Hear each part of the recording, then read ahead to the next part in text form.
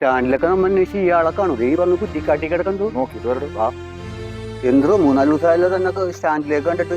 എന്താണ് ഇവിടെ വന്ന് കിടക്കണത്? പ്രശ്നമുണ്ടോ? എന്തോടോ പ്രശ്നം? എന്താണെങ്കിലും നമുക്ക് പരിഹാരം ഉണ്ടാക്കാം. പറയാനാണെങ്കിൽ ഒരുപാടുണ്ട്. വണ്ടി എന്ന് പറഞ്ഞാല് പഴയ വണ്ടിയാണല്ലോ ഇത്. അതൊക്കെ ടെസ്റ്റ് ചെയ്ത് വന്നപ്പോൾ ആ ടെസ്റ്റിന് വേണ്ടി തന്നെ ഞാൻ കാശ് ഒരുപാട് അവിടുത്തെ കടം പേടിച്ചാണ് ചെയ്തത്. ചെയ്യാൻ ചെന്നപ്പോഴാണ് ടെസ്റ്റ് ഫീസ് 10 ഇരട്ടി ആക്കിയേക്കണം. ഇൻഷുറൻസും കൂടി, ടാക്സ് ഇതെല്ലാം കൂടി കടത്തിൽ മുങ്ങി. സ്റ്റാൻഡിൽ പോയി കിടക്കാനിപ്പം നിവൃത്തിയില്ല എന്നെ കൊണ്ട്. അതിനും വേണ്ടി കടമായി. എല്ലാ കാര്യങ്ങളാണെങ്കിൽ അത് അതിൽ വലിയ അവസ്ഥയിലാണ് ഇപ്പോൾ. എന്താ ചെയ്യാൻ അറിയില്ല. താനിങ്ങനെ ഒറ്റപ്പെട്ട് കുറ്റിക്കാട്ടിൽ വന്ന് കിടന്നിട്ടുണ്ടെങ്കിൽ കാര്യങ്ങൾ നടക്കുള്ളൂ. താൻ ഇറങ്ങി പുറത്തേക്ക് പോവാ. സ്റ്റാൻഡിൽ വന്ന് കിടക്ക്. എന്താന്ന് വെച്ച് ചെയ്യാം. ഞാൻ ഈ കഴിഞ്ഞ ദിവസം സ്റ്റാൻഡിലുണ്ടായ സംഭവം വല്ല പറഞ്ഞു. ഞാൻ ഈ വണ്ടി ടെസ്റ്റ് കഴിഞ്ഞ് വന്നു കഴിഞ്ഞപ്പോൾ ടയറ് മേടിക്കാൻ വേണ്ടിയിട്ട് പലിശക്കാരന് കുറച്ച് പൈസ എടുത്തിട്ടുണ്ടായിരുന്നു. അതെന്നെ കൊണ്ട് നടക്കാൻ പറ്റിയില്ല.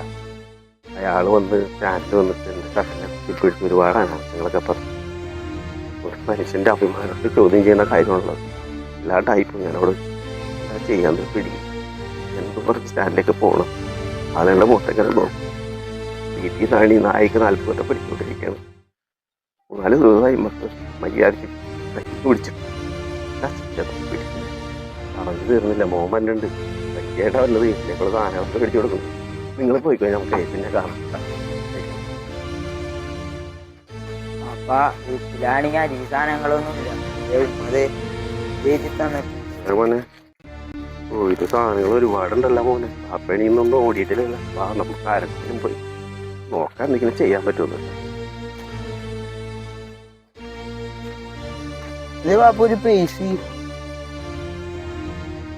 പാപ്പ ഇതിനകത്താണെങ്കിൽ ഒരുപാട് കാശുണ്ടല്ലോ. നമുക്ക് ചെയ്യാനായിട്ട് ഇത് പോരെ? വേണ്ട മോനെ, മറ്റവൻ്റെ വേർപ്പാണ് അതൊക്കെ. അധ്വാനിച്ചുണ്ടാക്കണ കാശാണ്. നമുക്ക് അതൊന്നും പറ്റിക്കാൻ പാടില്ല മോനെ. മോനെ അതിനകത്ത് വല്ല അഡ്രസ് പോലും ഉണ്ടാന്ന് നോക്കിയേ. വേറെ നമ്പർ പോലും ഉണ്ടാന്ന് നോക്കിയേ അതിനകത്ത്. ആ നമ്പറിൽ പാപ്പ വിളിക്കാം. ഓക്കേ, അർഹതപ്പെട്ട മുതലാ മോനെ തിന്നാൻ പാടുള്ളൂ. ഹലോ, സാജനല്ലേ? സാജൻ, അതെ. നിങ്ങളൊരു പേഴ്സ് പോയിട്ടുണ്ടോ? അത് നമ്മുടെ കിട്ടിയിട്ടുണ്ടതേ. അപ്പം നിങ്ങൾ, ഞാനിപ്പോൾ ഉള്ളത് ആ പന്നക്കാടില്ലേ, ആ റോഡ് വക്കിലുണ്ട്. നിങ്ങൾ അങ്ങോട്ട് വരുമോ? ശരി. സാജൻ മോനെ അതങ്ങോട്ട് കൊടുത്തേക്കോ. ഓക്കെ, എല്ലാം ഉണ്ടാവും. എല്ലാ പ്രൂഫുകളും ഇതിന്റെ അകത്തായിരുന്നു. എല്ലാം ഇതിൽ തന്നെ ഉണ്ട്. നിങ്ങളുടെ അടുത്ത് കിട്ടിയാൽ എനിക്ക് അത് തിരിച്ചു കിട്ടി. എന്താ ജോലി? ഇവിടെ ഓർഡർ ഓട്ടോറിക്ഷക്കാരിലും നല്ലവരുണ്ട്. ഇതാ മോനെ, ഇത് വെച്ചോ. ഇത് ഞാൻ മനസ്സറിഞ്ഞല്ല, ഇത് പിടിച്ചോ.